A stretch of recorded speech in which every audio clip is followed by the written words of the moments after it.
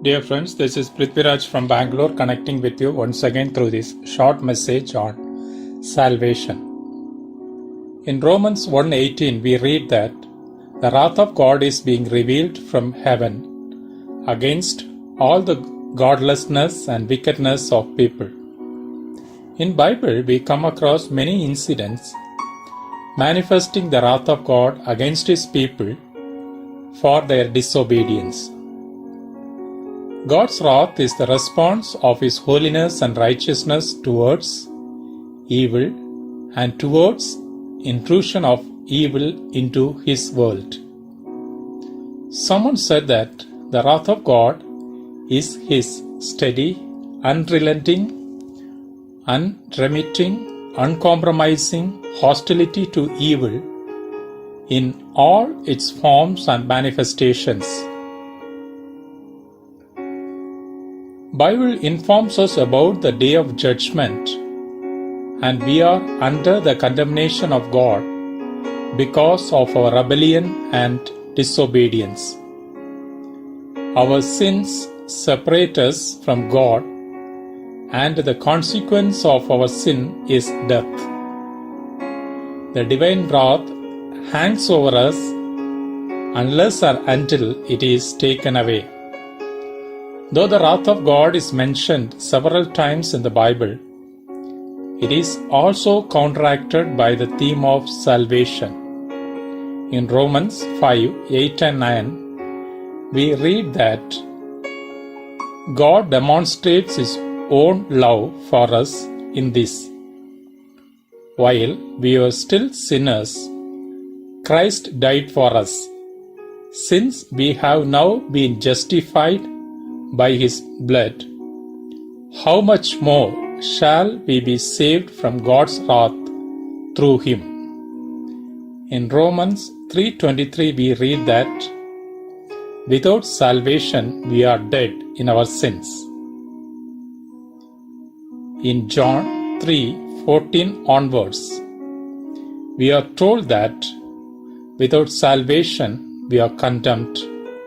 And in John 3:36 we read that without salvation we are under God's wrath. From Romans 5:9 and 1 Thessalonians 5:9 we understand that salvation refers to being saved from wrath of God, that is, from God's judgment of sin. Thus, salvation refers to the deliverance from eternal punishment for sin.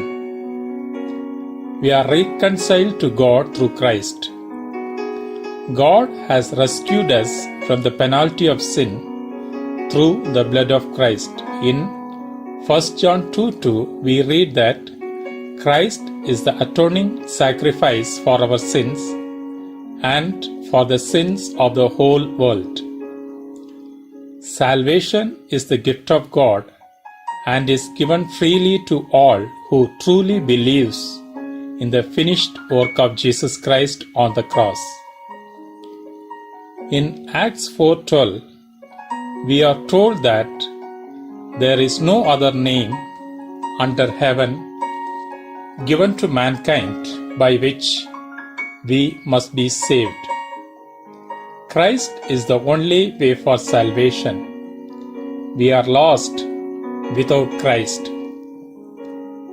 Faith in the redemptive work of Jesus Christ and life of obedience to God go together. Believing in Christ, repenting from our rebellion, confessing our sins, and accepting Christ as our Savior is the starting point of our new life in Christ.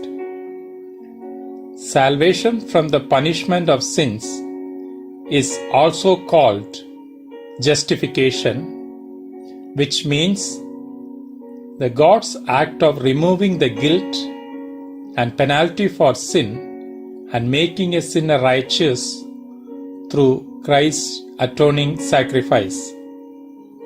In Bible, salvation is also understood as ongoing process. We are being saved from the power of sins, and this process is called sanctification. We are being conformed to the likeness of Lord Jesus Christ. And the salvation process goes on till our departure from earth. In Matthew 24:13, we read that one who stands firm to the end will be saved. We need to withstand the trials patiently and has to overcome the temptations on regular basis.